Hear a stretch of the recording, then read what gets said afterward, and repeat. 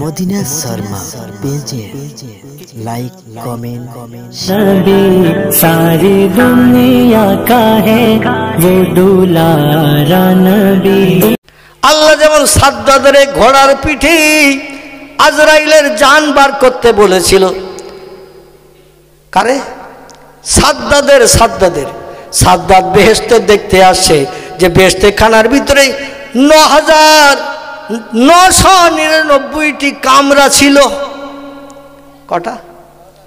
9,999টা কামরা ছিল বেহেশতের ভিতরে।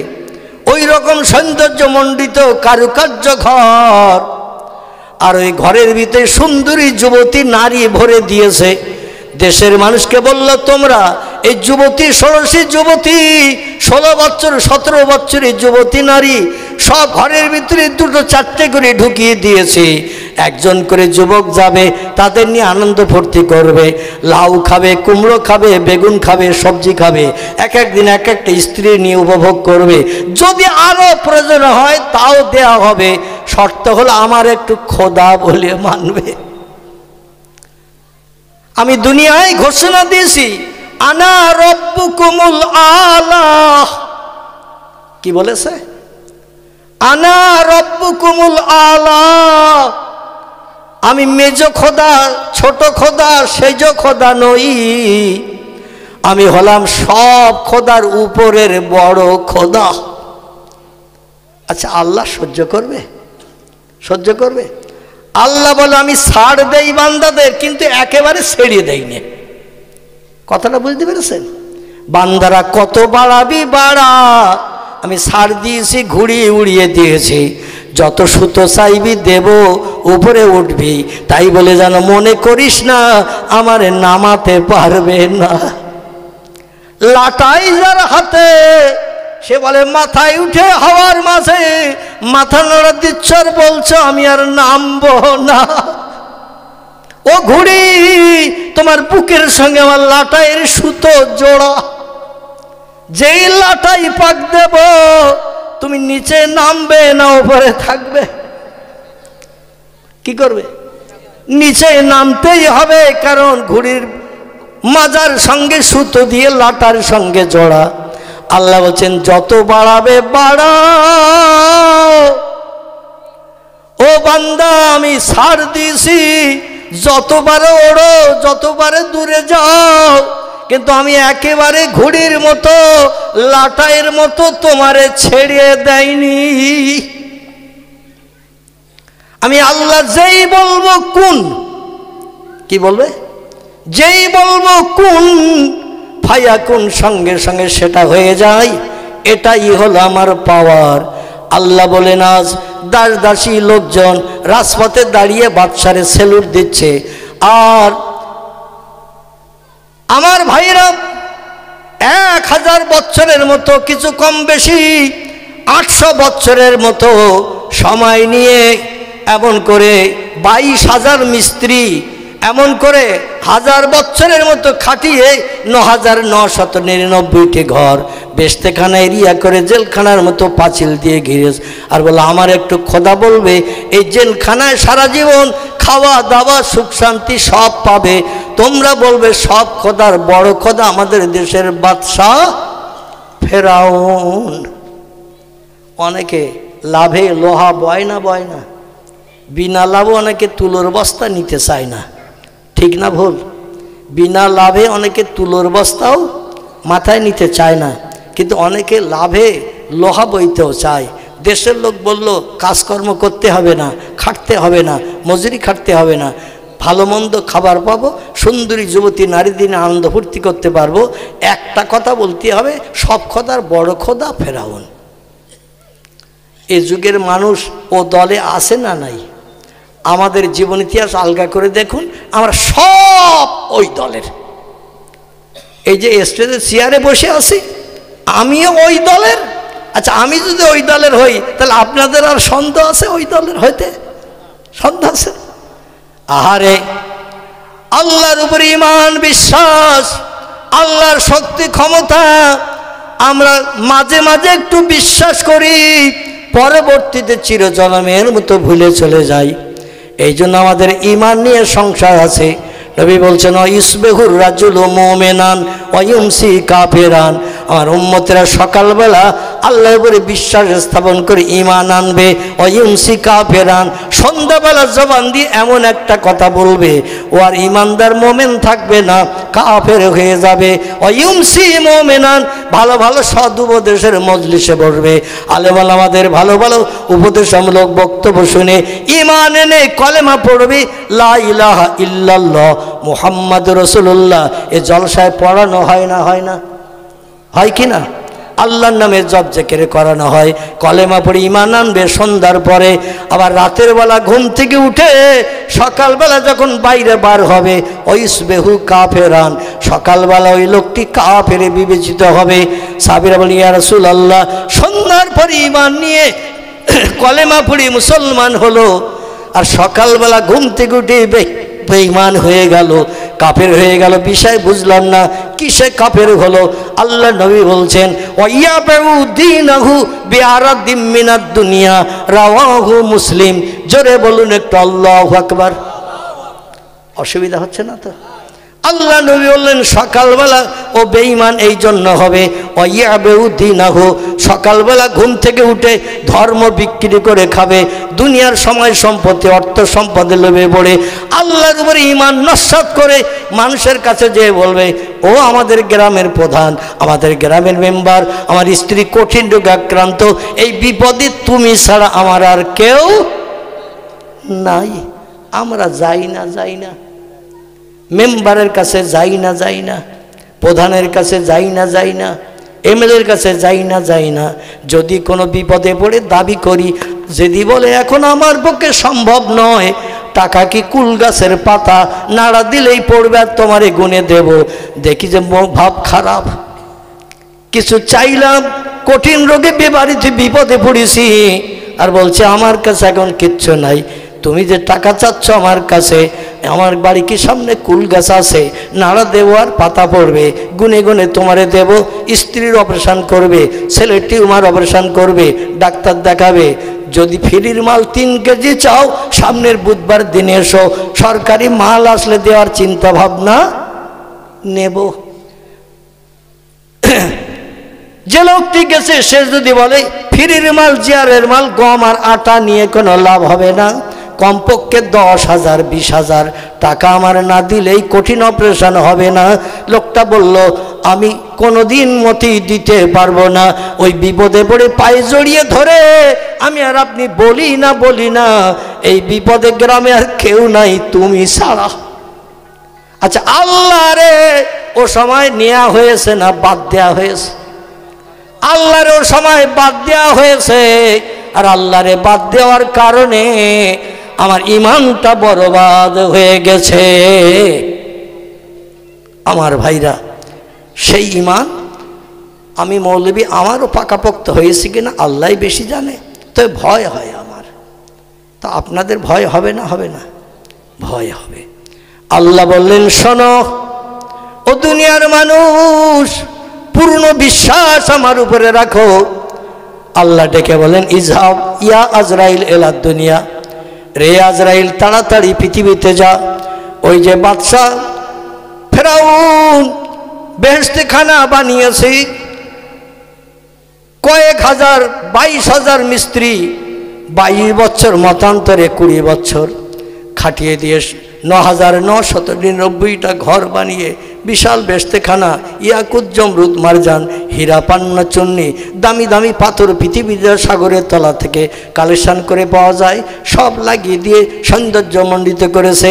আচ্ছা এখান থেকে 4-5 হাজার বছর আগের কথা, তখন কি ইলেকট্রিক লাইন ছিল?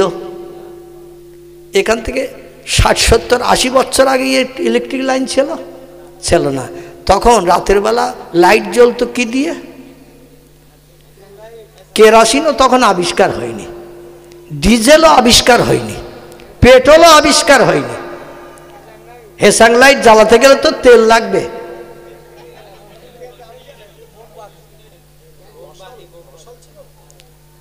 আমার ভাইরা, আর বেহেশতের ভিতরে মোমবাতি জ্বালালে কি সৌন্দর্য শ্রীবৃদ্ধি হবে?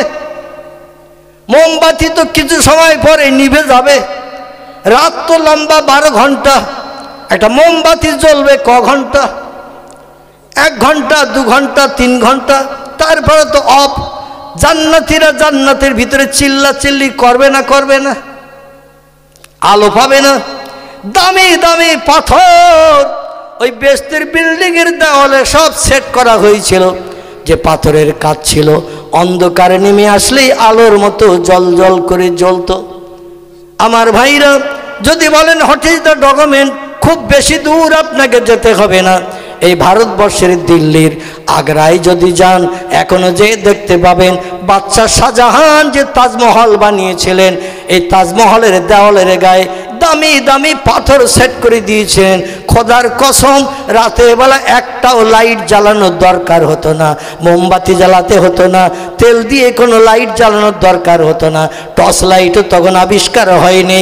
পাথরের কারণে সারা রাত লাইট জ্বলতো। সূর্য যখন কিরণ দিত, লাইট আস্তে আস্তে নিস্তেজ হয়ে যেত। এই রকম দামি পাথর বেহেশতের ভিতরে লাগিয়ে দেয়া হয়েছে। আর দিয়ে এবার উদ্বোধন করতে যাচ্ছেন বাদশাহ ফেরাউন। উদ্বোধন করে দেখে আসবে কাজকর্ম ঠিকঠাক হয়েছে কিনা, তারপরে জান্নাতীদের জান্নাতে ঢুকিয়ে দেবে, যারা তারে খোদা বলে মানবে।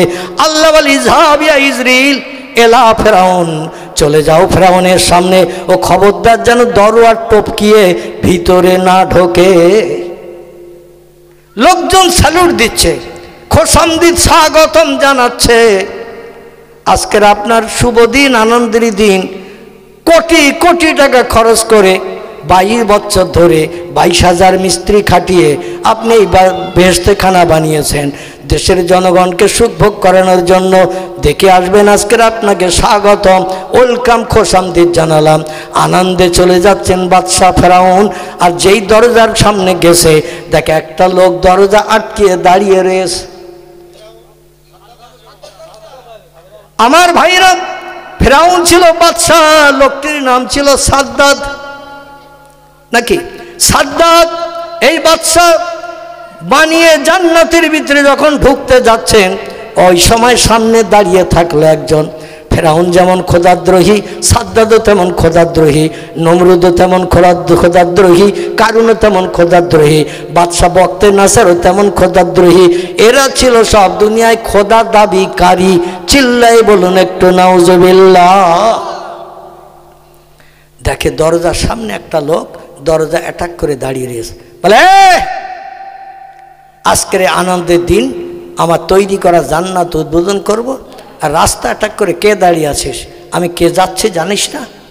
সে বলছে, নাম ইয়াইহাল মালিক, আমি আপনার শুধু নাম জানি না, আপনার পরিচয়পত্র সব জানি, কতদিন বাদশাহিত্য করছেন তাও জানি।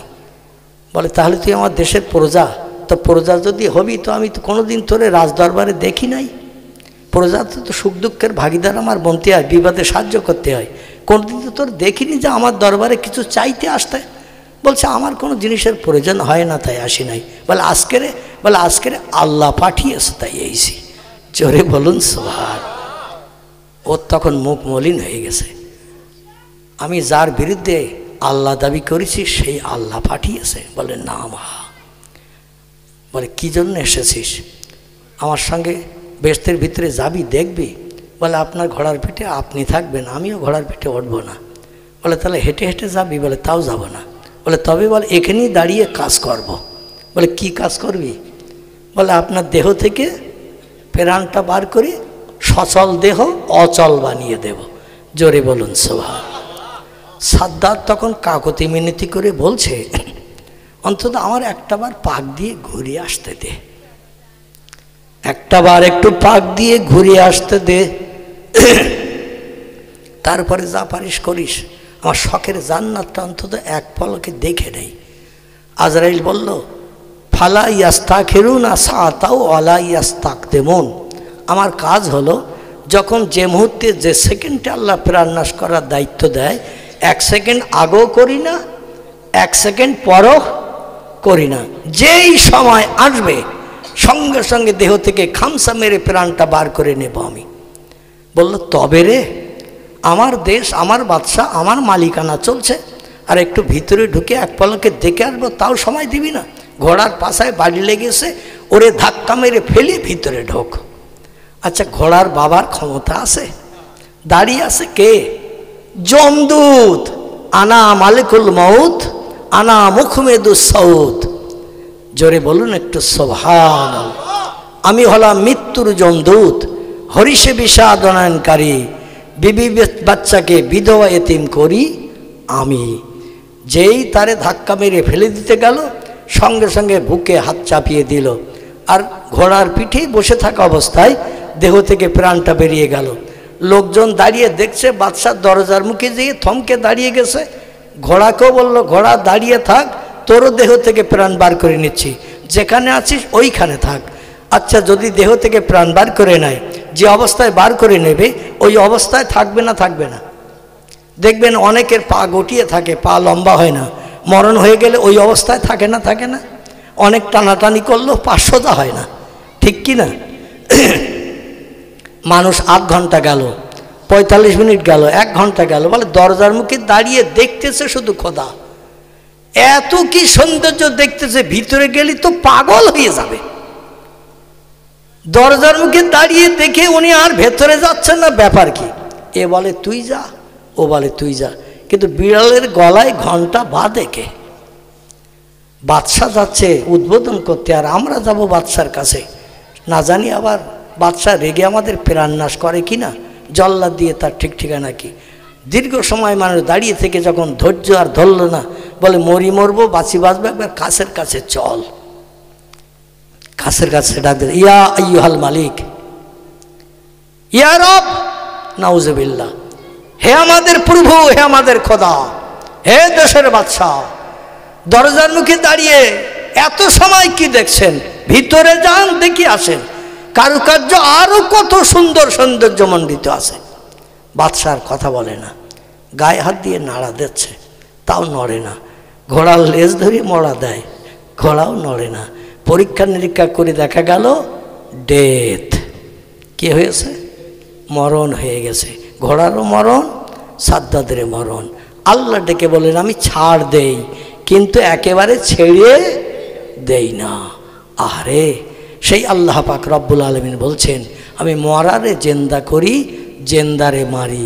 আচ্ছা, এটা সত্য না মিথ্যা বলেছে আল্লাহ? আল্লাহ এটা সত্য বলেছেন। আর যদি বলেন হুজুর তার ডকুমেন্ট কি, তাহলে আসুন একটুখানি এখান থেকে আপনাদের নিয়ে যাব সৌদি আরবের পাশাপাশি একটি দেশ, যে দেশে 6 বছর আলী রাদিয়াল্লাহু আনহু রাজিত্ব পরিচালনা করেছিলেন। দেশটার নাম ছিল ইরাক। কি নাম বললাম? ইরাক। ইরাক। ইরাকের দেশে একটা নদী আছে, যে নদী নিয়ে তাম বিশ্ব এখন চিন্তা ভাবনায় মত্ত ঘুম কামাই করে ফেলেছে। এই নদীটার আরবি নাম হলো ফোরাত। কি নাম? ইংরেজি নাম হলো ইউফ্রাইটিস। কি নাম বললাম? ইউফ্রাইটিস। আর আরবি ভাষায় এর নাম বলা হয়েছে ফোরাত। নবী বলছেন আখিরি জমানা, শেষ যুগে এই ফোরাত নদীর পানি শুকিয়ে যাবে, আর তলদেশ যখন দেখা যাবে সোনার পাহাড় ঠেলে উঠবে। 1 ভরির দাম কত এখন? 10 গ্রাম 1 ভরি কত? আমার মনে হচ্ছে খিদিরপুরের মানুষ বোধহয় সোনার টোনা কেনে টেনে না। হ্যাঁ, 90,000 92,000-এর কাছাকাছি এ গ্রেড 1 নম্বর 24 ক্যারেট সোনা। 10 গ্রাম ওজন। ক গ্রাম? 10 গ্রাম। আগের 10 নয়া পয়সা দেখেছেন, আগেকার 10 নয়া, এর ওজন ছিল 5 গ্রাম। দুটো 10 নয়া দিলে 10 গ্রাম। তো দুটো 10 নয়া একসঙ্গে করলে যতটা হয়, আমাদের দেশে আগে রুপোর টাকা ব্যবহার হতো। এই রুপোর টাকা কিন্তু ওজনে 10 গ্রাম। ঠিক বললাম না ভুল বললাম? রুপোর টাকা 10 গ্রাম। এই 10 গ্রাম সোনার দাম যদি 90,000 হয়, আর সাগরের তলা থেকে যদি সোনার পাহাড় ঠেলে ওঠে, ঘুমোবে আর কেউ? কেউ যদি ঘুমিয়ে পড়ে স্বপ্ন দেখে উত্তর মাঠের কুল গাছের গোড়ায় 3 কলসি সোনার টাকা রয়েছে, ঘুম ভেঙে গেছে রাত 1:30টার সময়। কটায়? রাত 1:30টার সময় ঘুম ভেঙে গেছে। উত্তর মাঠে আমার জমির মাথায় যে কুল গাছ আছে, কুল গাছের গোড়ায় মাটির তলায় 1 হাত মাটির তলায় 3 কলসি সোনা রয়েছে, সোনার টাকা। আচ্ছা সারা রাত ওর ঘুম হবে? বলবে দিনের বেলা গেলে আবার কেউ যদি দেখে তারও তো আবার ভাগ দিতে হবে, কারণ পড়ুও মাল, যে দেখবে সেও ভাগ চাবে। বৌরি ডেকে বলতেছে একা একা যাব, তুই সুখ চল।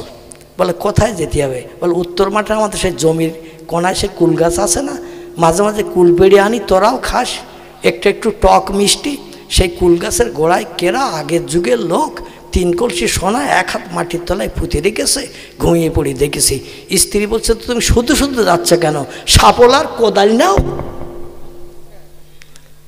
সাপল নাও কোদাল নাও, কোদাল দিয়ে কোপ মারলে আবার হয়তো কলসি ভেঙে যাবে। সাপল দিয়ে সাইডে আস্তে আস্তে খুঁড়তে হবে, খুঁড়িয়ে কলসি সমেত দোষ করি নে। তুমি একটা নেবে মাথায়, একটা নেবে কাঁধে, আমিও একটা নেব কাকে, একটা নেব এ কাকে, 2 কাকে নিয়ে 4 কলসি নিয়ে বাড়ি আসবো। স্বামী স্ত্রী দুজন গেছে, 1 হাত মাটির তলায় স্বপ্ন দেখেছে, খুঁড়িয়েছে 11 হাত। কত? খুঁড়তে খুঁড়তে 11 হাত খুঁড়িয়েছে। এখনও খুঁড়িয়ে গেলেও খোঁড়া যাবে, কিন্তু কলসির আর নাম নিশানা নাই। স্ত্রী বলছে কি স্বপ্ন দেখেছো তুমি, আর আমার এই নিয়ে তুমি খাটালে?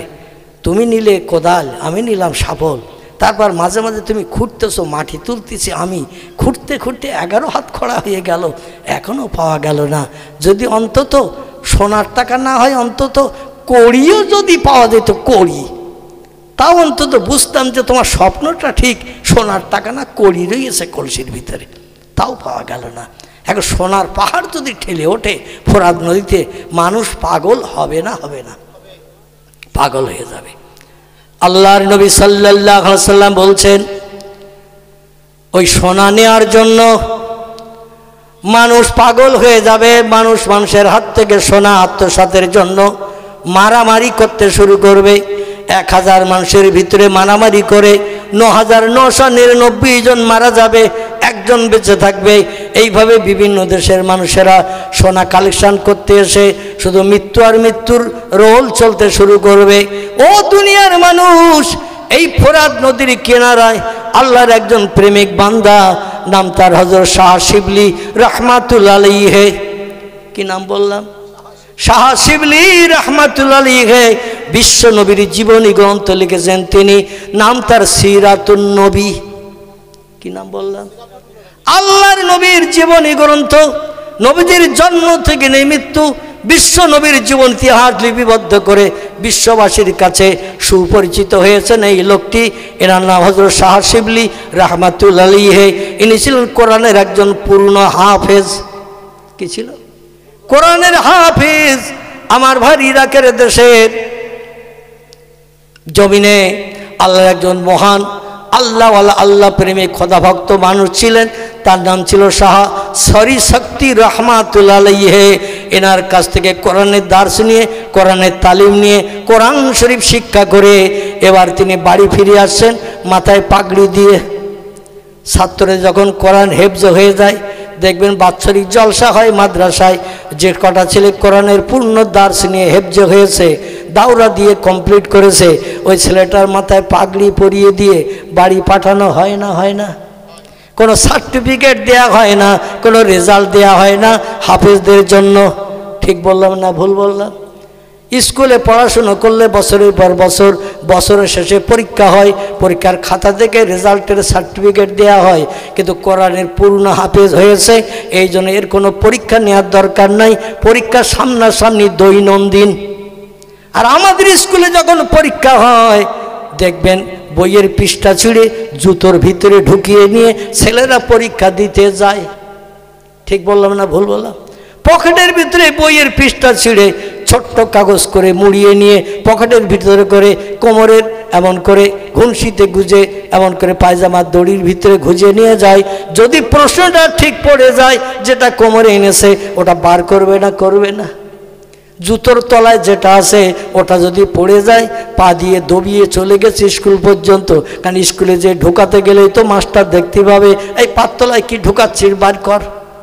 আবার অনেক সময় মোজার ভিতরে ঢুকিয়ে নিয়ে যায়, প্রয়োজন একটু চুলকানোর মনোভাব নিয়ে। কত রকম প্র্যাকটিস আছে, মোজার একটু চুলকানোর চিন্তা ভাবনা নিয়ে মশাই কামড়িয়েছে, চিন্তা করতে করতে মজা সরিয়ে দিয়ে কাগজটা বার করে ও পরীক্ষার খাতায় লিখে দেয় ফার্স্ট ক্লাস ফার্স্ট। যা বইতে লেখা তাই লিখেছে, মাস্টারের বাবার ক্ষমতা নাই 1 নম্বর কাটার, কারণ প্রশ্নে যেটা লিখেছে ঠিক তাই লিখেছে, কোনো ভুলভাল নাই, নাম্বার কাটতে পারবে। ফার্স্ট ক্লাস ফার্স্ট, কিন্তু ও কি পড়িয়ে মুখস্থ লিখেছে? তা তো লিখিনি। এই জন্য স্কুলে ওই চুরি করে লেখার পরও সার্টিফিকেট দেয়া হয়। যারা হাফেজ হেফজ করে এদের এই রকম সার্টিফিকেটের প্রয়োজন নাই। দৈনন্দিন পড়ানো হয়, দৈনন্দিন তার পড়াশোনা হয়, পুরনো পড়া পড়তে হয়, নতুন পড়া দৈনন্দিন পড়তে হয়। আবার পুরনো পড়া যেটা পড়েছো ওটা ভুলে গেছো কিনা ওটাও প্রতিদিন পড়তে হয়। ঠিক না ভুল? আপনারা হয়তো জানবেন না মাদ্রাসার পঠন পাঠন, আমি অধম কম বেশি জানি, এই জন্য বললাম পুরনো পড়াও পড়তে হবে, আবার নতুন পড়াও দিতে হবে। এইভাবে পুরো কোরআন হেফজ করার পরে ওরে সার্টিফিকেট দেয়া হয়, তুমি কোরআনের পূর্ণ হাফিজ, তোমার মাথায় পাগড়ি জড়িয়ে দিয়ে সার্টিফিকেট দিলাম, তুমি আল্লাহর কোরআন সিনায় জমা করেছ। আমার ভাইরা, শাহ শরী শক্তি রহমাতুল্লাহ আলাইহি শিবলিরে ডেকে বলছেন, শিবলি দীর্ঘ 4 বছর 4.5 বছর আমার মাদ্রাসায় ডালের পানি খেয়েছো, শাকসবজি খেয়েছো, রুটি খেয়েছো, পড়াশুনো করেছো, পরিশ্রম করেছো, বাপ মা ছেড়েছো, ঘর বাড়ি ছেড়েছো, আপনজন ছেড়েছো, দীর্ঘ 4 বছরের মতো এখানে থেকে পড়াশুনো করে আল্লাহর পাক কালাম কোরআন সিনায় জমা করেছো। পাগড়ি মাথায় দিয়ে আজকে তোমারে পুরস্কৃত করলাম, সার্টিফিকেট দিয়ে দিলাম, কোরআনের পূর্ণ হাফেজ তুমি হয়ে গেছো। বাবা আর তো তোমার থাকার প্রয়োজন নাই, বাড়তি শিক্ষা দেওয়ার ক্ষমতা আমার নাই। এবার যদি বাড়তি শিখতে চাও অন্য মাদ্রাসায় তুমি ভর্তি হও, কোরআন হাদিসের জ্ঞান অর্জন করো, হেফজটা আমি কমপ্লিট করে দিলাম। তবে বাবা শিবলি বাড়তি পড়াশুনো যদি করতে না পারো, তুমি বাড়ি যেয়ে আমার 4টি উপদেশ মেনে চলবে। কটা? 4টি উপদেশ তুমি মেনে চলবে বাবা। বলে নাম ইয়াইহাল ওসাতিস, ও আমার ওস্তাদ হুজুর গো, আপনার কাছ থেকে বিদায়ের সময় যে উপদেশ আপনি দেবেন, মরণের দিন পর্যন্ত আপনার উপদেশ আমি ভুলবো না এবং বাস্তবে রূপদান করে আপনার কথার মর্যাদা রাখার চেষ্টা করব। শিবলি বলে হুজুর উপদেশ 4টি কি কি বলুন? শিবলি বলল বাবা, 1 নম্বর উপদেশ হলো, ও বাবা আল্লাহর ফরজ হুকুম জীবনে মরণের দিন পর্যন্ত যেন নামাজ ছাড়বে না। ও বাবা বছরে 1 মাস রমজানের রোজা আল্লাহর ফরজ হুকুম, ওটা যেন তুমি কাজা করবে না। ও বাবা 3 নম্বরের আমার হুকুম হলো, বাপ মায়ের সঙ্গে যেন তুমি দুঃসম্পর্ক তৈরি করবে না। অবিল ওয়ালিদাইনে ইহসানা, আল্লাহ বলছেন ও বান্দা বান্দিরা, ও আবুদুল্লাহ ওয়ালা তুশরিকু বিহি শাইয়্যা অবিল ওয়ালিদাইনে ইহসানা। আল্লাহ বলেন আমার ইবাদত যখন হয়ে যাবে, মসজিদের আজানের মর্যাদা দিয়ে আমার জমিনে সেজদা করে আমার নামের তসবিহ যখন তোমার পাঠ করা হয়ে যাবে, 2 নম্বরের দায়িত্ব তোমাদের দেয়া হলো, ও বান্দা বান্দিরা অবিল ওয়ালিদাইনে ইহসানা, আমার ইবাদতের পরে 2 নম্বরের কাজ হলো বাপ মায়ের সঙ্গে সম্পর্ক ভালো রাখবে। বউয়ের মোহাব্বতে পড়ে মারে যেন গলা ধাক্কান দিও না, বউর কথা শুনে বাপকে যেন তাড়িয়ে দিও না, বেরিয়ে যাও ঘর থেকে, এ ঘরে আর জায়গা নাই।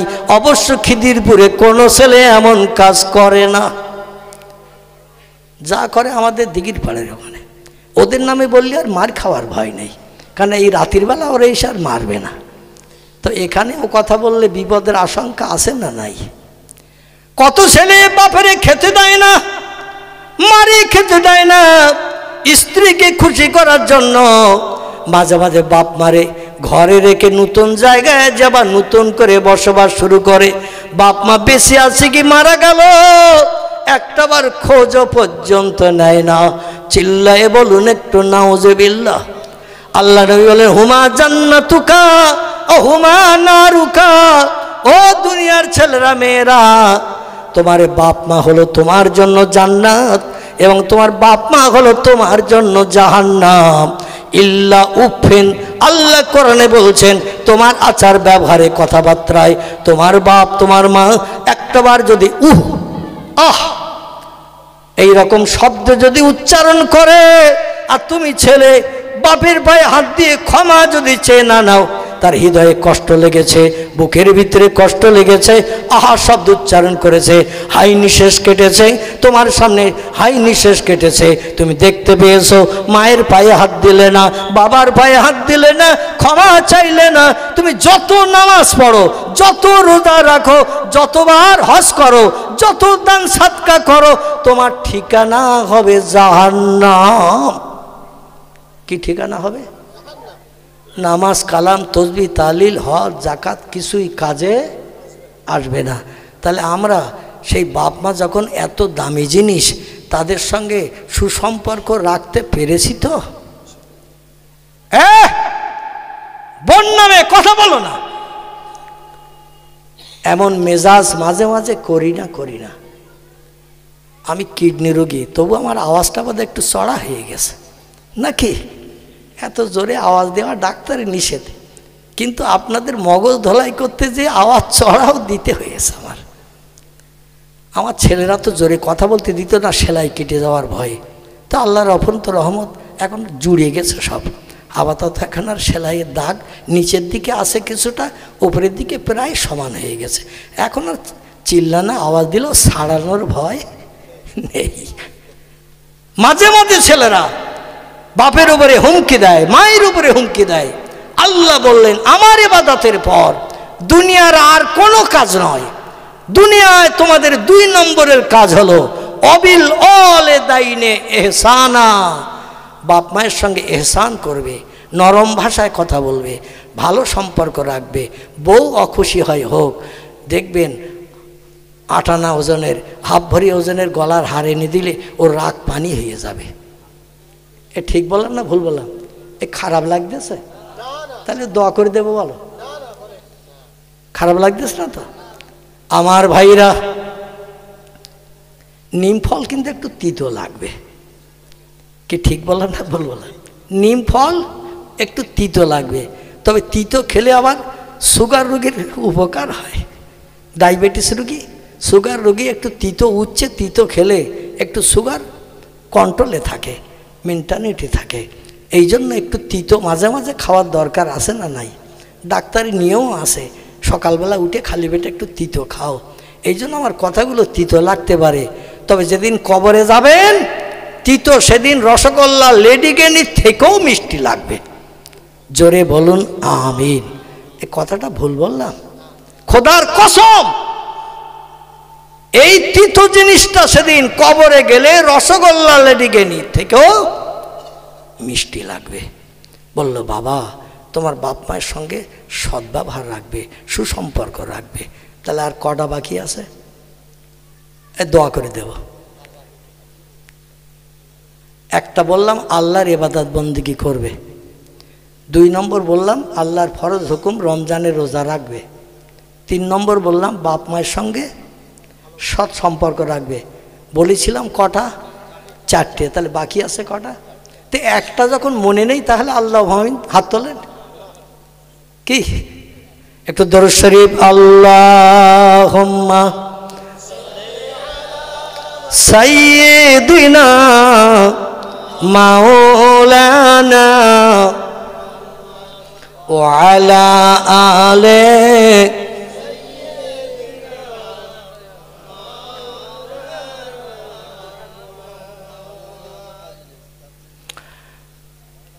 অভয় বাণী দিল তারা, অভয় বাণী দিল তারা, ও আমিনা বিবি, শিশু পুত্র তোমার হবে শেষ জামানার নবী। যে শিশুকে দেখে তারা, যে শিশুকে দেখে তারা রসুল মেনে গেল সেই নবীর ওই মোহাব্বতে দরুদ মোমেন পড়ো আল্লাহুম্মা সাল্লি আলা মাওলানা মুহাম্মদ ওয়া আলা আলি সাইয়্যিদিনা মাওলানা মুহাম্মদ। তাহলে কটা হলো? তিনটে। বাকি আছে কটা? একটা। বলল বাবা সাহা শিবলি এ বাচ্চা মানুষ, ওনার বয়স তখন 12 থেকে 13। কত বললাম? 12 থেকে 13 বছর বয়স। 4 থেকে 4.5 বছর হুজুরের মাদ্রাসায় কোরআনি তালিম নিয়ে কোরআনের হাফেজ হয়ে পাগড়ি মাথায় দিয়ে বাড়ি আসছেন। ওস্তাদ হুজুর বলল 4টে আমল জীবনে যেন ছাড়বে না বাবা, বাস্তব জীবন রূপদান করবে, তাহলে আল্লাহর জান্নাত তোমার কাছ থেকে কেউ কেড়ে নিতে পারবে না। এখন 4 নম্বরের আমলটা বলছেন হুজুর। 4 নম্বরটা কি? মাহিয়াল আরবা ইয়াইহাল ওসাতিজ। আমার ওস্তাদ হুজুরকে 4 নম্বরের আমলটা কি? ওস্তাদ বললেন বাবা তুমি যে কোরআন সিনায় জমা করেছো, এ কোরআন কিন্তু কর্পূরের মতো, পেট্রোলের মতো। কিসের মতো?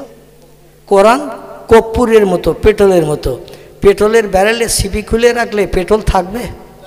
কর্পূরের পাত্রের মুখ যদি খোলা থাকে কর্পূরের গন্ধ থাকবে? ও উড়িয়ে চলে যায়। এই জন্য দৈনন্দিন তোমার কমপক্ষে 100 পারা করে কোরআন দৈনন্দিন 24 ঘন্টার ভিতরে তেলাওয়াত করা লাগবে বাবা। তবে একটা উপদেশ দিচ্ছি, তোমার বাড়িতে কোরআন আলগা করে পড়ার প্রয়োজন নাই, তুমি একটা দিনী মাদ্রাসা তৈরি করবে। কি করবে?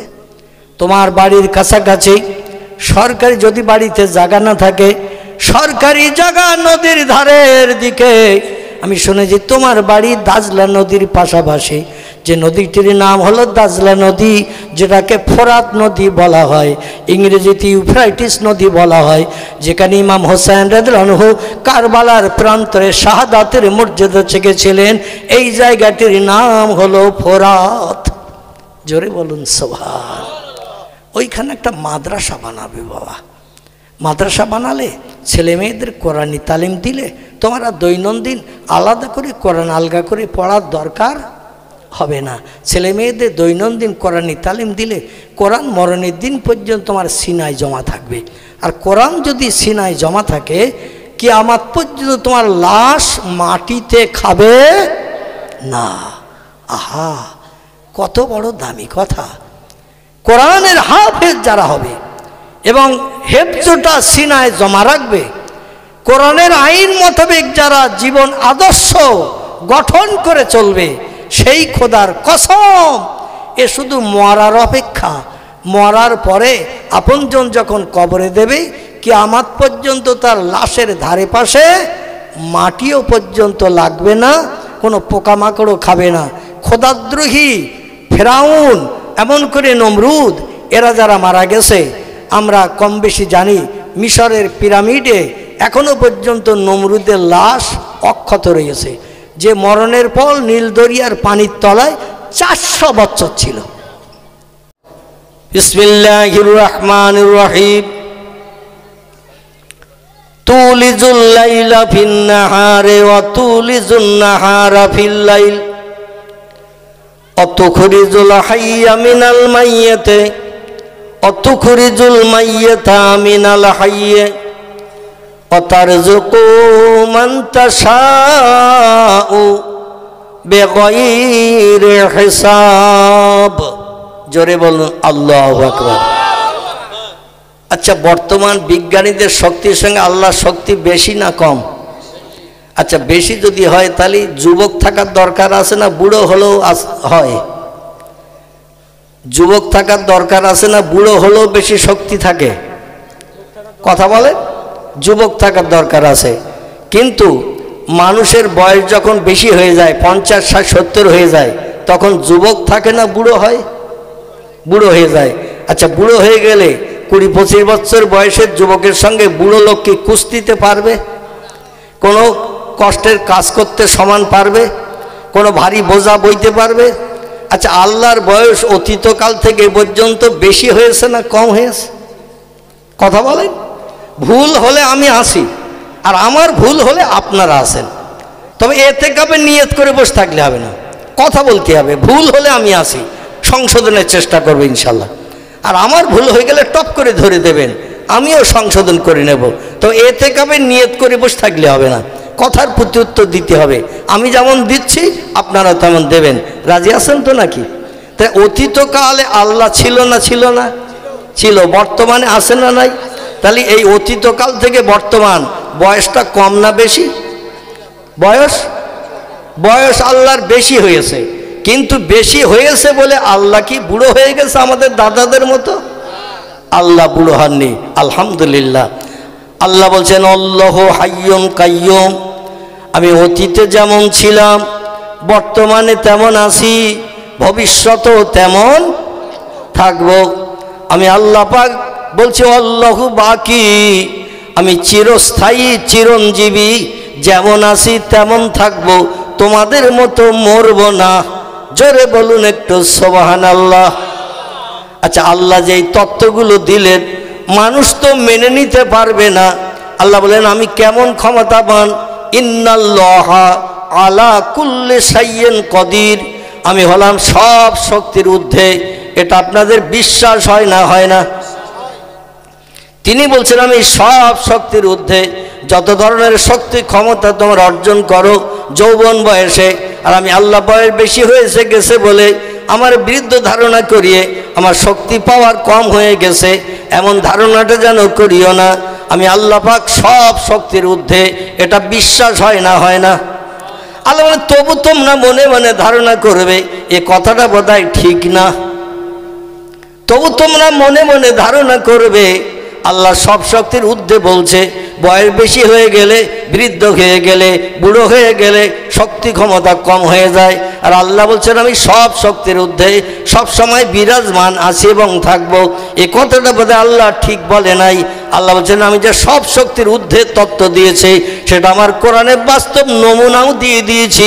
নমুনাগুলো দেখলে তোমরা জানতে বুঝতে পারবে আমি সব শক্তির ঊর্ধ্বে অতীতকালে ছিলাম, বর্তমানকালে আছি, এবং ভবিষ্যতে তোমাদের নাতি নাতকুর যারা পরবর্তী জেনারেশন আসবে তারাও আমার শক্তি ক্ষমতা সব শক্তির ঊর্ধ্বে, ওটাও আগামীতে দেখতে পাবে। বোঝা গেল? তাহলে আল্লাহ নিদর্শন কি দিয়েছেন? কোরআন শরীফ আলগা করি।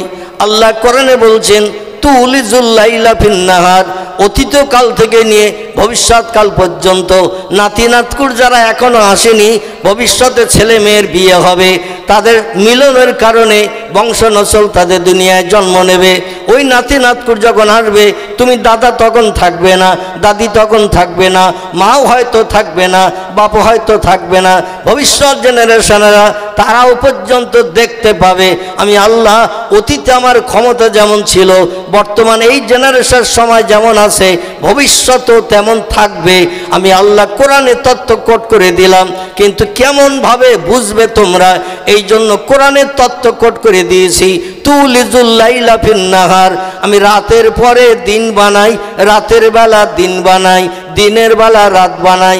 অতীতকালে কোনো বিজ্ঞান, কোনো দর্শন, কোনো ইঞ্জিনিয়ার, কোনো ডাক্তার, কোনো মাস্টার, কোনো ঐতিহাসিক এবং কোনো ব্যক্তি দিনের বেলা রাত করেছে, রাতের বেলা দিন করেছে, এমন নজিরটা কি আজ পর্যন্ত কেউ দেখিয়েছে?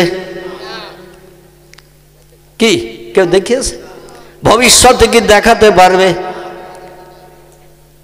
আমরা এখনো ভবিষ্যৎকালে যাই নাই, তাই ভবিষ্যৎকালে দেখাতে পারবে না। টপ করে আমরা বলে দিলাম না। এ বললেন না? বলেননি? আমি জিজ্ঞাসা করলাম কেবল ভবিষ্যতে কেউ পারবে, আপনারা বললেন না। আচ্ছা কিভাবে বললেন? আমার ভাইরা, বিশ্বাস ওটা হলো ইমানের এক নম্বরের অঙ্গ। ইমান শব্দটি হলো আরবি ভাষা, এর বাংলা অর্থ হলো আল্লাহরে না দেখে বিশ্বাস। এরই নাম হলো ইমান। ইমান। আচ্ছা, আগে ইমান না আগে আমল? আগে নামাজ, আগে রোজা, আগে কোরআন তেলাওয়াত, জিকির আজকার, তাসবিহ তাহলিল, না আগে ইমান? ইমান যদি আপনার না থাকে আমল করে কোনো লাভ হবে না, বেকার পরিশ্রম হবে। এই জন্য না দেখে মালিকের বিশ্বাস করতে হবে। এরই আরবি নাম হলো ঈমান। কি নাম?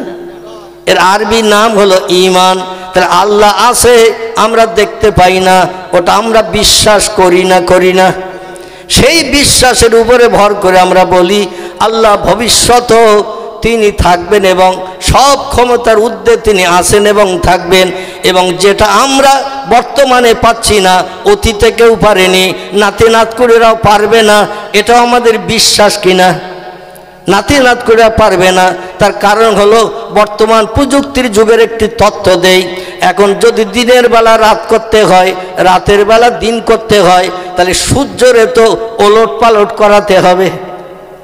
সূর্য যদি ভোরবেলা ওঠে রাত আর থাকবে? কথা বলেন, রাত থাকবে না। আর সন্ধ্যাবেলা যদি ডুবে যায় দিন আর থাকবে না। তার সূর্যকে নিয়ে হলো ম্যাটার, সূর্যটা হলো বিষয়। সূর্য উঠলে রাত দূর হয়ে যায় শ্রীগালের মতো। দিনের বেলা আলো পেলে শিয়াল আর দেখা যায় রাস্তাঘাটে, কিন্তু সন্ধ্যাবেলা যখন দেখা যায় সেটা আলে কালে। কিন্তু সন্ধ্যার প্রাককালে ঘন ঘন আধার নেমে আসলে শিয়ালও আর ঝোপের ভিতরে থাকে না, কবরের ভিতরে থাকে না, কোথাও লুকিয়ে থাকে না। সন্ধ্যার ঘন ঘটা এসে গেলেই আপনার ঘরের সামনে রাস্তার আশেপাশে মুরগির ডোবের পাশে ঘোরাঘুরি করে না? কি করে না? দিনের আলো আসলেই শিয়াল জানে কুকুর আমাদের জীবনে বাঁচতে দেবে না, দেখতে পেলেই তাড়া করবে। কি ঠিক না ভুল? কুকুর আমাদের সঙ্গে সঙ্গে দিনের বেলা দেখতে পেলেই তাড়া করবে, কিন্তু রাত হয়ে গেলে শিয়াল কুকুর এক জায়গায়ও থাকে। এ ঠিক বললাম ভুল বললাম? যদিও আপনারা হয়তো আমার কথা একমত হবেন না, তো আমি অধমে একটু রাতের বেলা রাস্তায় চলি, তো সারা রাত রাস্তায় চলি। অনেক সময় ফজরের আজান হয়ে যাওয়ার পরও বাড়ি আসি, সারা রাত রাস্তায়। এই জন্য কুকুর শিয়াল এক জায়গায় থাকে, ওটা আমরা বাস্তব চোখে দেখেছি, তাই বলছি। এখানেও থাকে, আলহামদুলিল্লাহ। তাহলে দিনের আলো আসলে যেমন কুকুরের ভয় শিয়াল পালায়, সূর্য ডুবে গেলে কিন্তু রাতের আধার শিয়ালের মতো পালায়। ঠিক বললাম না ভুল বললাম? রাতের আধার যখন এসে যায় দিনের আলো কিন্তু পালায়। আচ্ছা, একটা কথা জিজ্ঞাসা করি, এই যে রাতের আধারটা দিনের বেলা পালিয়ে যে থাকে কোথায়? খুব কড়া হয়ে যাচ্ছে আমার আওয়াজ। আল্লাহু আকবার। আমি তো বলতে পারেন না বলি তো জিজ্ঞাসা করছি। যে কোনো একটা তথ্য তো দেবেন যে অমুক দেশে দিয়ে রাত পালায়। তথ্য আছে নিশ্চয়ই। প্রশ্নের প্রতি উত্তর আছে না নেই? প্রশ্নের প্রতি উত্তর আছে। আমি একটা তথ্য দেই, তাহলে আপনাদের বুঝতে সুবিধা হবে। আমাদের এখানে যখন রাত মানে সন্ধ্যা হয়ে গেছে, রাত এসে গেছে, আধার এসে গেছে, এই রাত কোথায় পালায় জিজ্ঞাসা করলাম। আমার ভাই দূরের থেকে বলছে ওটাকে আমরা বলতে পারি? আলহামদুলিল্লাহ। আমি এই জন্য উত্তরটা চাচ্ছিলাম। আমাদের দেশে এখন রাত, কিন্তু ইংল্যান্ডের দেশে এই দিন, যেটা পূর্বে বিকালবেলা ছিল, এই দিন কিন্তু ইংল্যান্ডে আমেরিকার দেশে চলে গেছে। বুঝতে পারলেন? এবার বলতে পারেন না বলছিলেন, কিন্তু তথ্য শুনে নেন। এখন ইংল্যান্ড আমেরিকায় চলে গেছে। বর্তমান ব্রিটেনের সঙ্গে, ইংল্যান্ডের সঙ্গে, আমেরিকার সঙ্গে আমাদের টাইমের সঙ্গে 12 ঘন্টার পুরনো ডিফারেন্স। কত ঘন্টা? 12 ঘন্টার ডিফারেন্স। আমাদের এখানকার থেকে টাইমের ডিফারেন্স, সৌদি আরব যেখানে আমরা হজ পাক করতে যাই, ওখানকার টাইমের ডিফারেন্স হলো 3 ঘন্টা। কতটা? 3 ঘন্টা। আমাদের এখানে বেলা 10টা যখন বাজবে, ওখানে তখন সকাল 7টা বাজবে। 10টা বাজতে আরও 3 ঘন্টা বাকি। সৌদি আরব থেকে আরও যত পশ্চিমে যাবেন টাইম তত আরও এইভাবে 4 ঘন্টা 5 ঘন্টা হতে হতে ব্রিটেনের দেশে যখন আপনি যাবেন, ইংল্যান্ড আমেরিকায় যখন যাবেন, পুরো 12 ঘন্টার ডিভাইডেড পার্থক্য হবে। আমাদের ভোরবেলা যে সূর্য ওঠে, ওই সূর্য আমেরিকায় তখন সন্ধ্যাবেলা ডোবে। ওদের দেশে যখন পূর্ব দিকে সূর্য ওঠে, আমাদের দেশে তখন পশ্চিম দিকে ডোবে। বোঝা গেল? এই জন্য আল্লাহ পাক রব্বুল আলামিন কোরআনের সূরা রহমানের ভিতরে তত্ত্ব দিয়ে বলছেন, বিসমিল্লাহির রহমানির রহিম, রব্বুল মাশরিকাইনে ওয়া রব্বুল মাগরিবাইন। জোরে বলুন একটু আল্লাহু আকবার। আমি যদি জিজ্ঞাসাবাদ করি আমাদের দেশের দিক, প্রধান দিক কটি? 4টি। সবাই একমত তো নাকি? প্রধান দিক হলো 4টি। পরে কিন্তু আবার মত ঘুরিয়ে ফেলবেন না, পরে মত ঘুরিয়ে ফেলবেন না। ঘুরিয়ে ফেললে আমি কিন্তু বিপদে পড়ব। আপনাদের কাছ থেকে শুনে নিলাম প্রধান দিক 4টি। আমরা প্রাইমারি স্কুলে যখন ভর্তি হয়েছি, ধারাপাত যখন পড়েছি, মাস্টাররা আমাদের শিখিয়ে দিয়েছে 1 চন্দ্র, শিখেছে না শিখেনি? 2 পক্ষ, 3 নেত্র, 4 বেদ, পড়িয়েছে না পড়িয়েনি? আমার ভাইরা এইভাবে তারা পড়িয়েছে 5 পঞ্চবান, 6 ঋতু, 7 সমুদ্র, এই পড়িয়েছে না পড়িয়েনি? 9 নবগ্রহ, 10 দিক, মাঝখানে 2টো সংখ্যা বাদ দিলাম, মানে লম্বা হয়ে যাচ্ছে এই চিন্তা ভাবনা নিয়ে। মানে আমার আসল উদ্দেশ্য 10 বলার, তাই বললাম 9 নবগ্রহ। বিজ্ঞানীরা বলেছে আসমানের উপরে গ্রহ আছে কটি? 9টি। এমন করে সোম, মঙ্গল, বুধ, বৃহস্পতি, শুক্র, শনি, নেপচুন, প্লুটো। কটা হলো? এই গণেননি। তাবারক ভালো আছে, একটু গণেন। তাবারক ভালো আছে।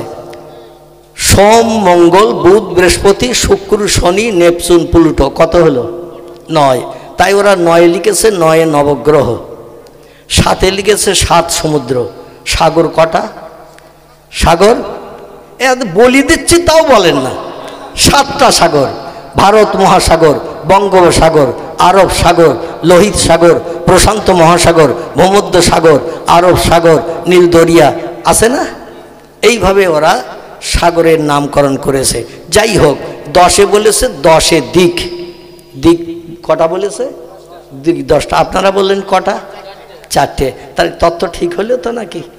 তত্ত্ব ঠিক আছে। রাত বেশি হয়ে গেছে তো মগজ একটু ওলট পাল্টাচ্ছে। আচ্ছা যাই হোক, ওরা 10 দিক বলেছে। তবে 10 দিক আমরা 10টা অবশ্যই জানি। তো প্রধান দিক হলো 4টি। কটি?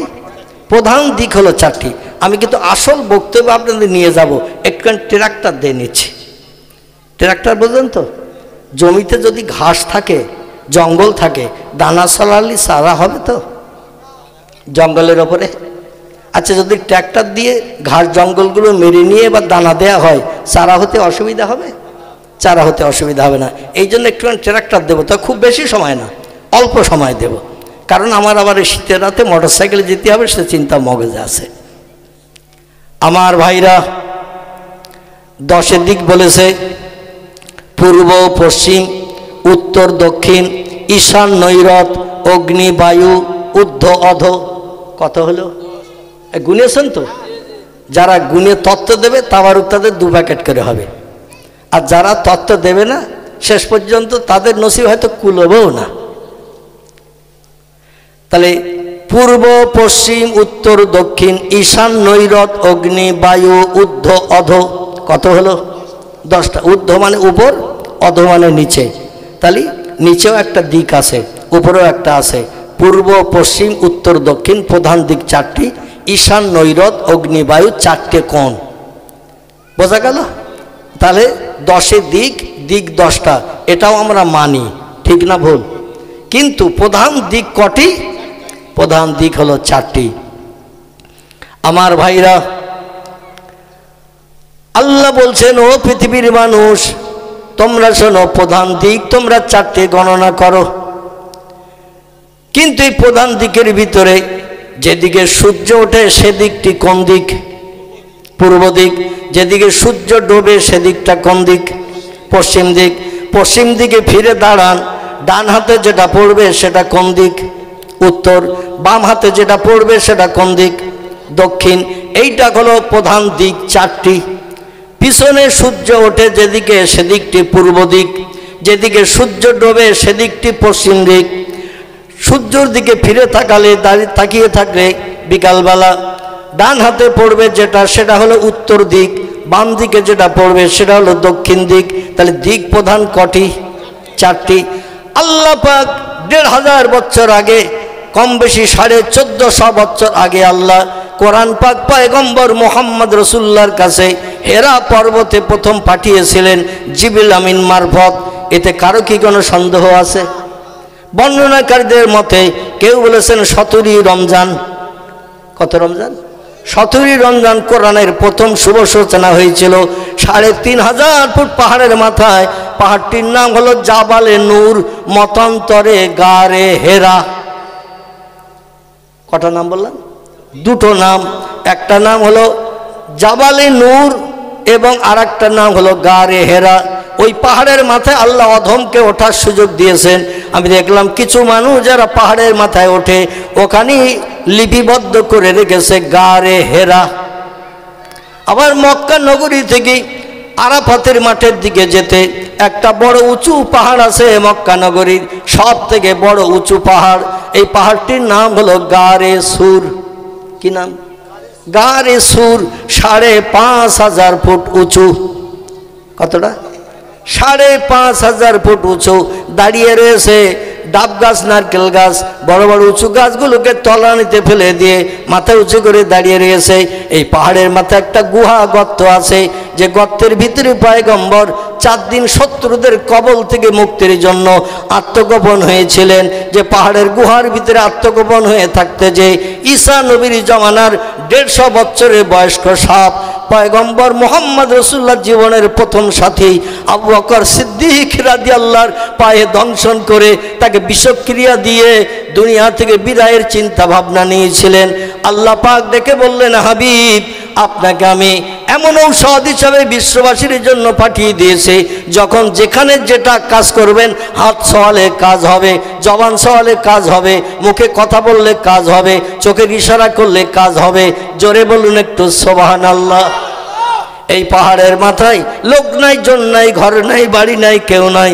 সাপ তো দংশন করেছে আপনার সঙ্গে সাক্ষাতের জন্য, কিন্তু বিষক্রিয়া দেহের রক্তের সঙ্গে মিশে আবু বকরের শরীরটা নীল বর্ণ, সবুজ বর্ণ হয়ে যাচ্ছে। সাপে কাটলে দেখবেন চেহারাটা পরিবর্তন হয়, সবুজ বর্ণের মতো হয়ে যায়। আল্লাহ নবীকে আল্লাহ পাক এলহাম দিয়ে জানিয়ে দিলেন, আপনার জবানি মোবারকের যে জীব আছে, জীবের মাথা থেকে একটু থুতু নিয়ে যেখানে সাপ দংশন করেছে ওইখানে একটু থুতু লাগিয়ে দেন। আপনার থুতুটা বিশ্ব সেরা ঔষধ বানিয়ে আবু বকরের বিষ পানি করে দিয়ে দেব আমি আল্লাহ। তা আল্লাহ যে সব কিছু করতে পারেন, এখানেই তার প্রমাণ একটা পাওয়া গেল না? গেল না? এখানে একটা প্রমাণ পাওয়া গেল, গুনে রাখবেন আমার ভাইরা। পয়গম্বর মোহাম্মদ রসুল্লাহ সাল্লাল্লাহু আলাইহি সাল্লাম ওই পাহাড়ের মাথায় কম বেশি 4 দিন ছিলেন। কদিন? সাপ যখন গুহা থেকে বাইরে বেরিয়ে এসে পয়গম্বরের সঙ্গে জবানিতে কথাবার্তা বলল, আচ্ছা আমরা যদি সাপের পিটিয়েও মারি আমাদের কথার প্রত্যুত্তর সাপ দেবে? দেবে? যে আমাদের ঘরের মধ্যে ঘুরছিস কেন? ওই বাঁশবাগান টাগান আছে, কবরস্থান আছে, ওদিকে থাকবি, ও কথার উত্তর দেবে তো? কিন্তু পয়গম্বর মোহাম্মদ রসুল্লাহর সঙ্গে আরবি ভাষায়, নবীর মাতৃভাষা ছিল আরবি, আরবি ভাষায় সাপের আল্লাহ জবান খুলে দিলেন। আল্লাহ পারে না? পারে না? যে সাপ কোনো কথাই বলতে পারে না সেই সাপের জবান আবার আরবিতে খুলে দিল। আমাদের যদি বলা হয় আরবিতে কথা বলেন, মান আনতা মা ইসমুকা, আপনারা কি বুঝবেন? আমি কি বললাম বুঝবেন? আইনা তাযহাবিয়া আখি, বুঝবেন কি? আমি জিজ্ঞাসা করলাম কিছু কথা, বুঝতে পেরেছেন কিছু? মা আকালতা ইয়া আখি, বুঝলেন কি বলতে চাইছি? কিচ্ছু বুঝতে পারেননি। এই জন্য আল্লাহ পাক সাপের জবান আমাদের মাতৃভাষায় কথা বললে আপনারা যেমন বুঝতে অসুবিধা হবে না। আমি যদি বলি কি খাচ্ছেন, কোথায় যাচ্ছেন, আপনার নাম পরিচয় কি, জিজ্ঞাসা করলে টপ টপ করে বলতে পারবেন না? পারবেন না। এই জন্য নবীদের মাতৃভাষা ছিল আরবি, কোরআনের ভাষা। আল্লাহ কোরআনের 12 পারায় তথ্য কোট করে দিয়ে বলছেন, বিসমিল্লাহির রহমানির রহিম, আলিফ লাম রা, তিলকা আয়াতুল কিতাবিল মুবিন, ইন্না আনজালনাহু কুরআনান আরাবিয়্যান লাআল্লাকুম তাকিলুন। গলা ছেড়ে বলুন আল্লাহু আকবার। আল্লাহ বলছেন, হাবিব আপনার স্কুলে শিক্ষা, পড়াশোনার শিক্ষা আপনার নাই, সাধারণ মক্কা নগরীর মানুষের মতো আপনি সাধারণ মানুষ। এই জন্য আপনার মাতৃভাষায় কথা বললে আপনার পক্ষে শুনতে সুবিধা হবে, বুঝতে সুবিধা হবে, প্রত্যুত্তর দিতে সুবিধা হবে। এই জন্য আমার কোরআনকে হিব্রু ভাষায় পাঠালাম না, ইংরেজি ভাষায় পাঠালাম না, বাংলা ভাষায় পাঠালাম না, ফার্সি ভাষায় পাঠালাম না, উর্দু ভাষায় পাঠালাম না। আপনার মাতৃভাষা আরবি, তাই কোরআনকে আমি আরবি ভাষায় পাঠালাম, যাতে মাতৃভাষায় শুনলে আপনার বুঝতে সুবিধা হবে। লাআল্লাকুম তাকিলুন, সব তথ্য আপনার জানতে বুঝতে সুবিধা হবে। কারো কাছে যে আর উত্তর জানার জন্য খোঁজার জন্য যেতে হবে না। বোঝা যাচ্ছে তো? এই জন্য আরবি ভাষায় আল্লাহ পাক পাঠিয়েছেন। আবার নবীজির মাতৃভাষা আরবি, আবু বকর সিদ্দিকের মাতৃভাষা ফার্সি, নাকি ভাষা কি আরবি। আবু বকরও মক্কার মানুষ, নবীজিও মক্কার মানুষ। এই জন্য দুইজন মক্কার মানুষ, ওদের মাতৃভাষা আরবি, এখনো ওদের দেশের ভাষা হিন্দি, নাকি এখনো আরবি। আল্লাহ পাক তাই বললেন, হাবিব আমি কোরআনকে অতি পূর্বে লৌহে মাহফুজে সংরক্ষণ করে রেখেছি, আর মক্কা নগরীতে আপনারে পাঠাবো এখান থেকে 5,500 বছর আগে। কতদিন বললাম? 5,500 বছর আগে পয়গম্বর ইব্রাহিম নবীর দোয়া চোখের পানি কবুল করে ইসমাইলের বংশে এই মক্কা নগরীতে আপনাকে পাঠিয়েছে। মক্কা নগরীর মানুষের ভাষা আরবি, তাই মক্কায় আপনারে পাঠিয়েছে। আর কোরআন বহু বহু কাল পূর্বে আমি তৈরি করে রেখেছি আরবি ভাষায়, যাতে আপনার পক্ষে পরবর্তীতে কোরআন পাঠালে আপনার পক্ষে জানতে বুঝতে সুবিধা হবে। তাই সব আরবি ভাষায় বলি, ইয়া রাসূলুল্লাহ আমি ঈসা নবীর কণ্ঠে শুনেছি।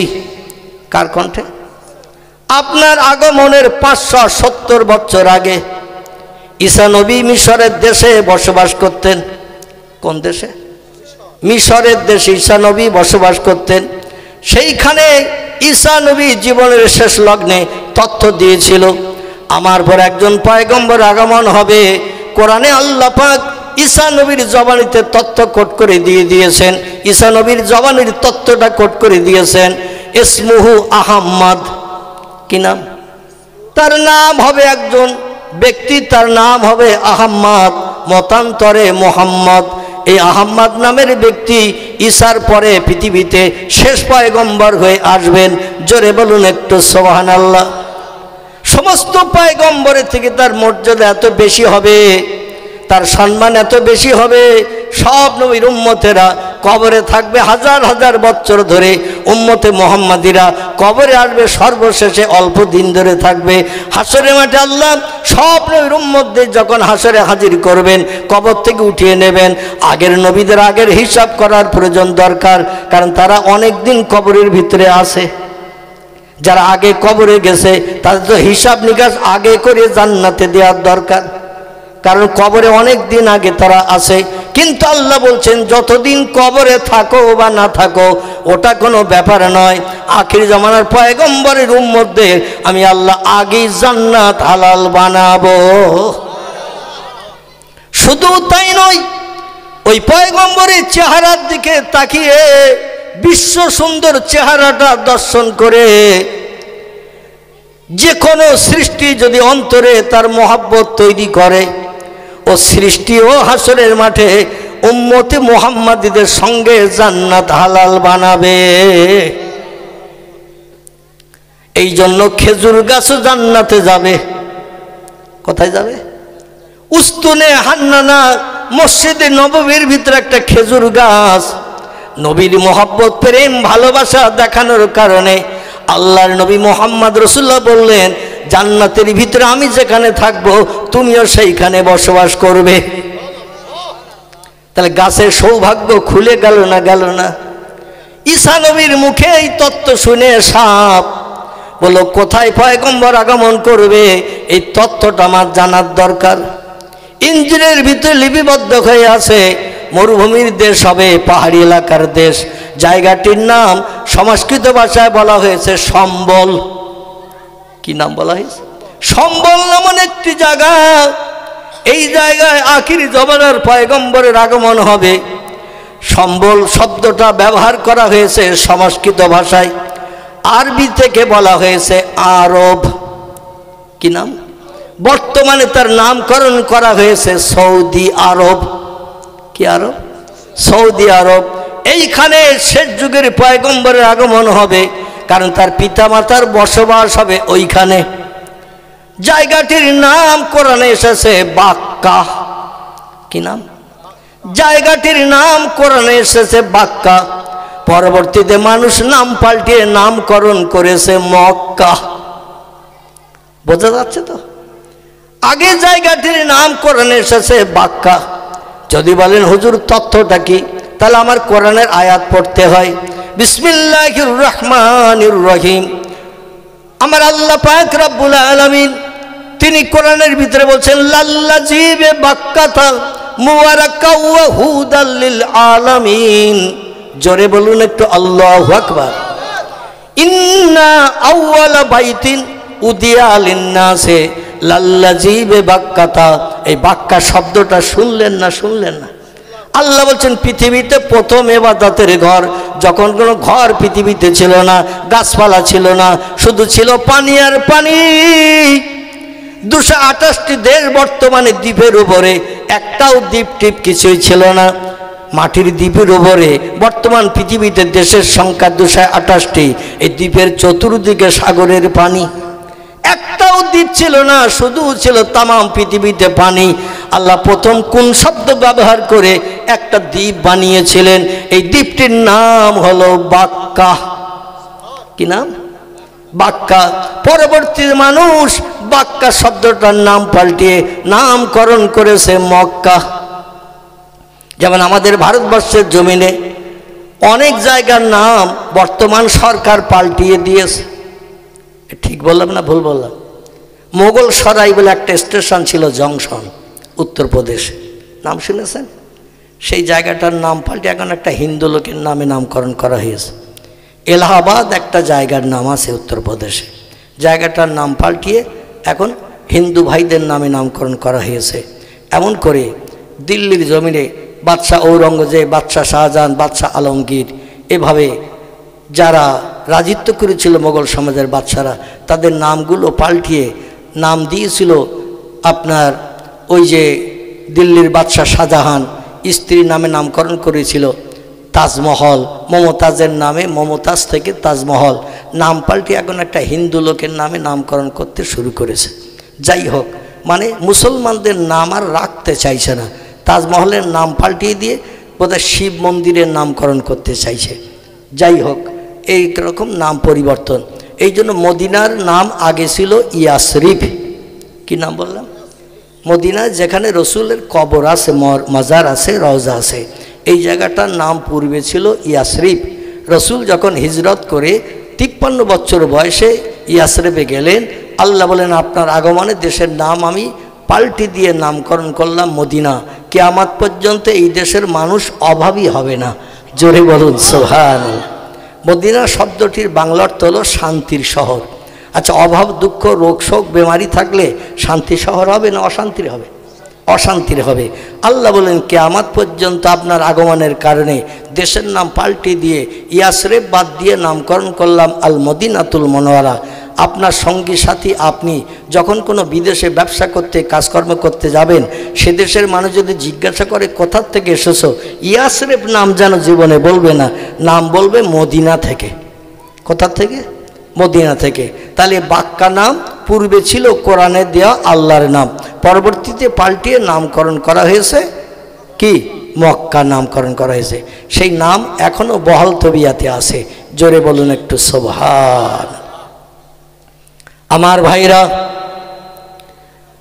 এই মক্কা নগরীতে প্রথম দ্বীপ আল্লাহ বানিয়ে সেখানে প্রথম একটা ইবাদতের ঘর বানিয়েছিলেন। যখন দুনিয়ায় কোনো ঘর বাড়ি ছিল না, বাড়ি বিল্ডিং বালাখানা ছিল না, গাছপালা ছিল না, কোনো কিছুই ছিল না, তামাম পৃথিবী ছিল শুধু পানি আর পানি। আল্লাহ পাক পরবর্তীতে কোন শব্দ ব্যবহার করে সাগরের মাঝখানে ঘোলা পানির গুঁড়ো গুঁড়ো পলিকণা, সরিষার দানার থেকেও গুঁড়ো পলিকণা, বালির ক্ষুদ্র ক্ষুদ্র পলিকণার বালি, এইগুলো জমিয়ে জমিয়ে হাজার হাজার একর বিঘে জমি সাগরের মাঝখানে বানিয়েছেন কে?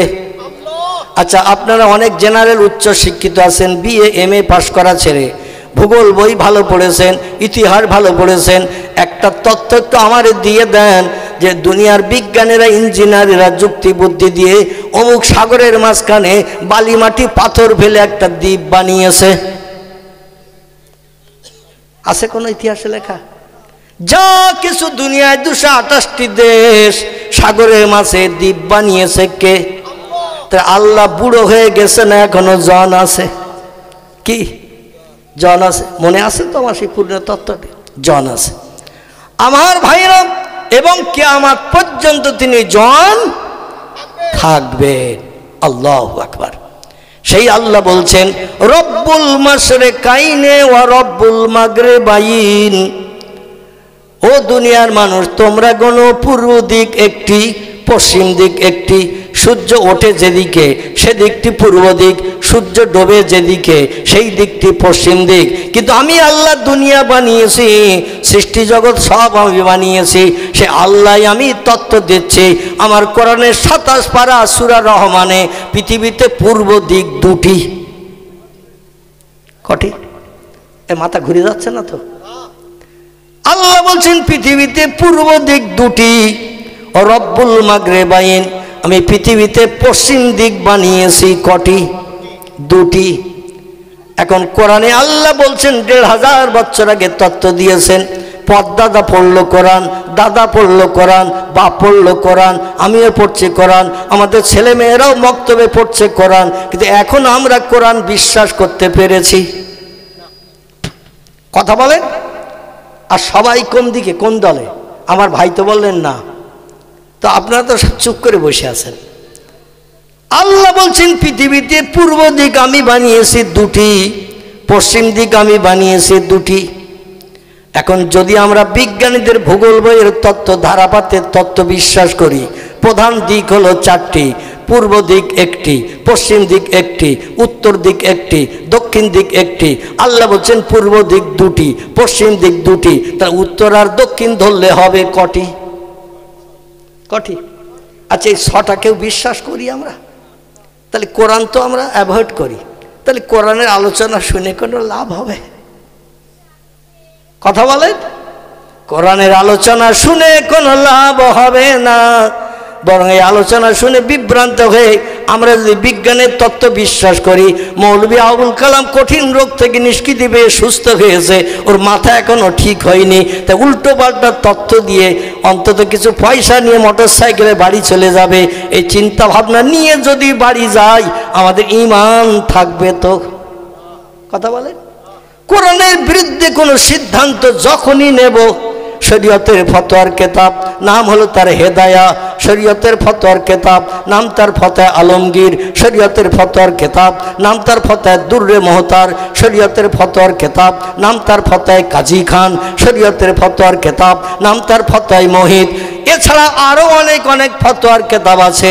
সব ফতোয়ার কেতাবে লেখকের একমত হয়ে লিখেছে কোরআনের কোনো একটা কথা, কোন ইমানদার মোমেন মুসলমান, নামাজি পরেজগার মুসলমান একটা কথা মানতে যদি অস্বীকার করে, বিজ্ঞানীদের তত্ত্ব ঠিক, আল্লাহর কোরআনের কথা 1500 বছর আগের কথা ভুল, মিথ্যা, এই ধারণা যদি কেউ করে, সঙ্গে সঙ্গে লোকটা কাফের হয়ে যাবে। কাফেরের ঠিকানা কোথায় হবে? কাফেরের ঠিকানা হবে জাহান্নাম। একটা তথ্য আপনাদের দিয়ে অন্তত খুশি করব, বাড়ি যেয়ে আর দুশ্চিন্তায় ঘুম কামাই করতে হবে না। বর্ণনাকারীরা, মুফাসসিররা, মুহাদ্দিসরা, ফতোয়াবিদরা বলেছেন কোরআনের সব কথা যে সত্য, আল্লাহ কোরআনের শুরুতে তথ্য দিয়ে জানিয়েছেন যালিকাল কিতাবু লা রাইবা ফিহ। জোরে বলা যাবে কি একটু আল্লাহু আকবার? আর একটু জোরে বলা যাবে না আল্লাহু আকবার? আল্লাহ আমার কোরআনের ভিতরে যত বিষয়ের তত্ত্ব দেওয়া হয়েছে, যত বর্ণনা করা হয়েছে, কোনো কথার ভিতরে ভুল থাকা তো দূরে থাক, কোনো সন্দেহ পর্যন্ত নাই। এই জন্য বর্ণনাকারীরা বলেছেন কোরআনের সঙ্গে বিজ্ঞানীদের তথ্যের যদি মিল না হয়, ওলট পালট হয়ে যায়, রাত দিনের মতো যদি ওলট পালট হয়ে যায়, নারী পুরুষ পুরুষ নারী এই রকম যদিও হয়ে যায়, তোমরা কিন্তু দুনিয়ার বিজ্ঞানীদের তথ্যকে লাথি মেরে দেবে, কোরআনের কথা বিশ্বাস করে হৃদয়ে অঙ্কন করে নেবে, তাহলে পরকালে তোমাদের জন্য কোটি কোটি বছরের জান্নাত হালাল হবে। নারায়ে তাকবীর, নারায়ে তাকবীর। দ্বীন ইসলাম, দ্বীন ইসলাম। আমার ভাইরা, আসুন এবার আপনাদের একটু নিয়ে চলে যাই। আল্লাহ পাক যে তথ্য দিলেন, তথ্যটা সত্য না মিথ্যা? শুরুতে আল্লাহ বললেন কোনো শক বা সন্দেহ নেই, ভুল থাকা তো দূরে থাক। আল্লাহ বললেন পৃথিবীতে পূর্ব দিক দুটি, পশ্চিম দিক দুটি। তাহলে এখন কোরআন বিশ্বাস করব না আমাদের ধারাপথে যেটা লেখা হয়েছে ওটা বিশ্বাস করব? কোরআন বিশ্বাস করব। আলহামদুলিল্লাহ। এখন কেমন বিশ্বাস করব? একটুখানি তথ্য আজকে রাত দেব না, অন্য, হ্যাঁ আমি আসল দিকে যাই, এটা বলতে হবে। আহারে, মানে আপনারা একবার দুই এমিজে নেবেন যে সামনে আবার আসবেন, মসজিদের জলসা আছে, ও পাড়ায় জলপারে আছে, ওখানে যেয়ে শুনবো, এটা তো কেউ একজন বললেন না। আমার ভাইরা, আল্লাহ পাক রব্বুল আলামিন বলছেন, আমি দুটি পূর্ব দিক পৃথিবীতে এই জন্য বলেছি, ভারতে যখন পূর্ব দিকে সূর্য ওঠে, আমেরিকায় তখন ওই সূর্য পশ্চিম দিকে ডোবে। ওদের সূর্য ডোবে পশ্চিম দিকে, ওই ডোবা সূর্য ভারতের পূর্ব দিকে ওঠে। ওদের পূর্ব দিকে যখন সূর্য উদয় হয়, আমাদের পশ্চিম দিকে ওই সূর্য তখন আস্তে আস্তে ডুবে যায়। সূর্য যখন ডোবা ওঠা করে, তেজটা কম থাকে না বেশি থাকে? তেজটা কম থাকে।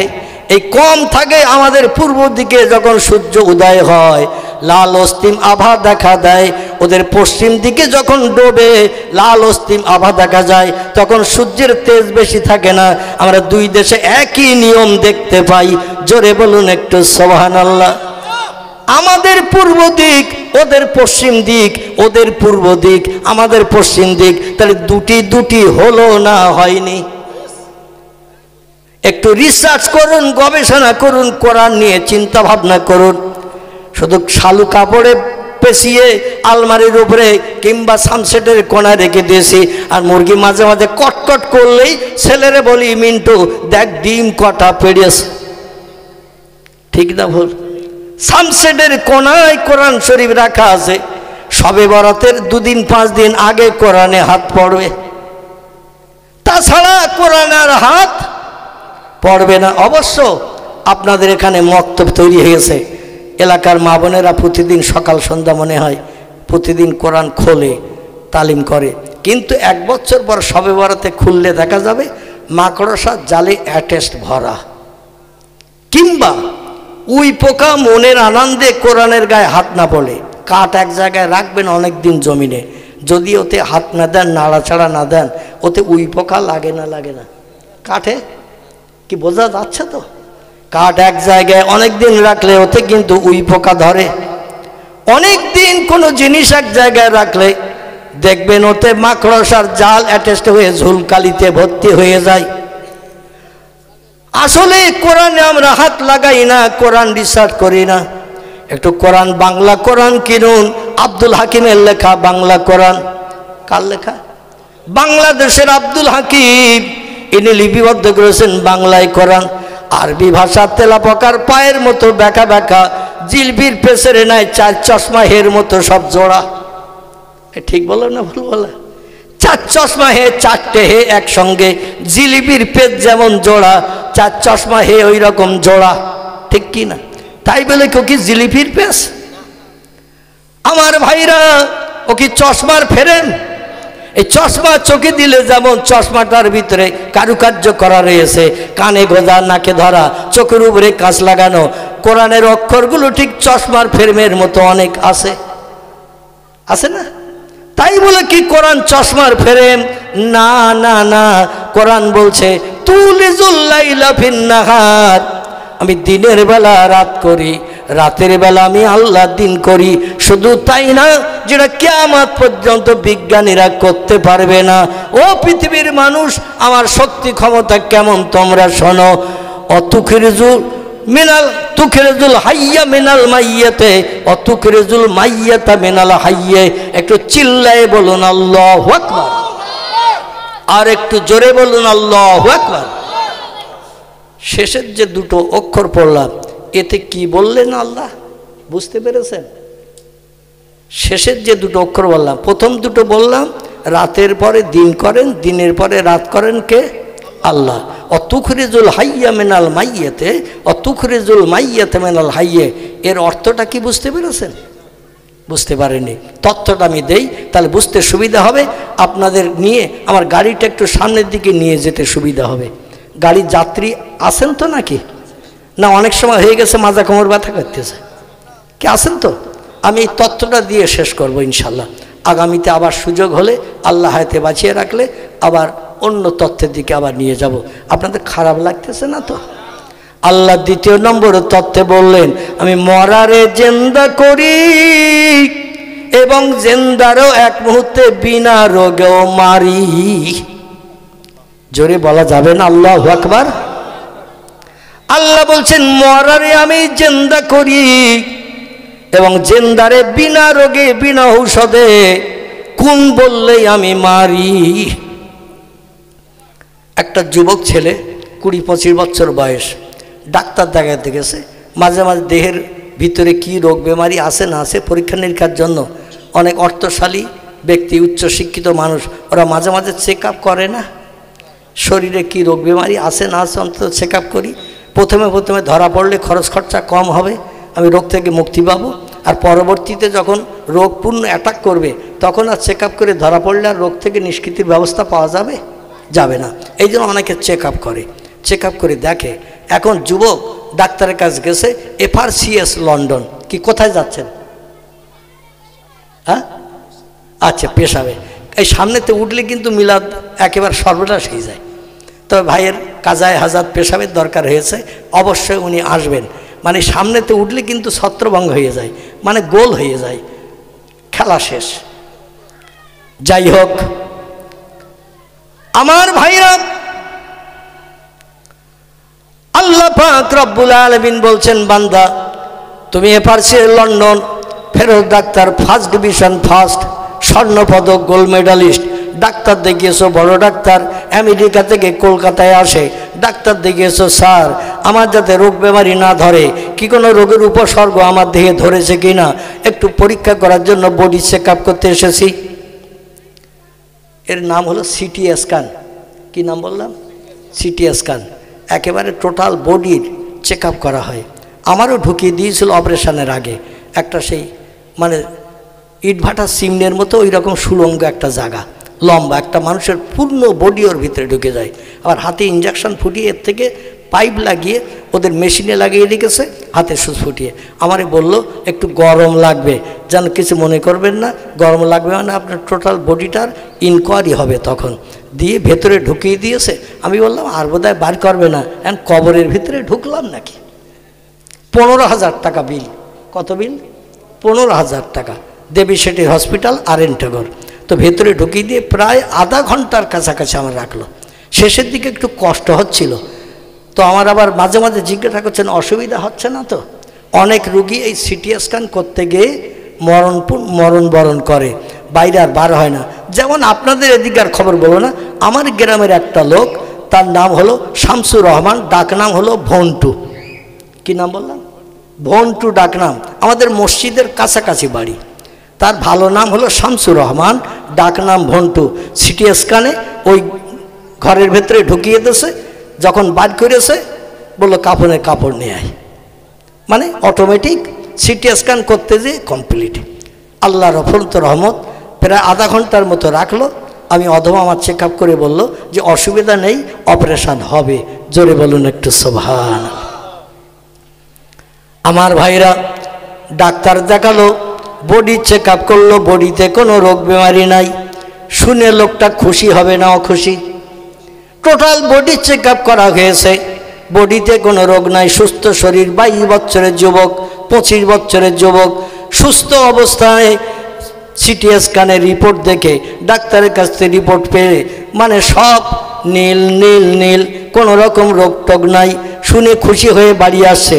হঠাৎ করে রাস্তায় একটু হোঁচট খেয়ে পড়ার মতো হয়েছে। আল্লাহ ডেকে বললেন, আজরাইল ওই পিছনের রাস্তা দিয়ে 4 রাস্তার মোড়ে আসছে, ওখানে সে বাস ধরবে, ওই বাস ধরার আগে ওর কমপ্লিট করিস।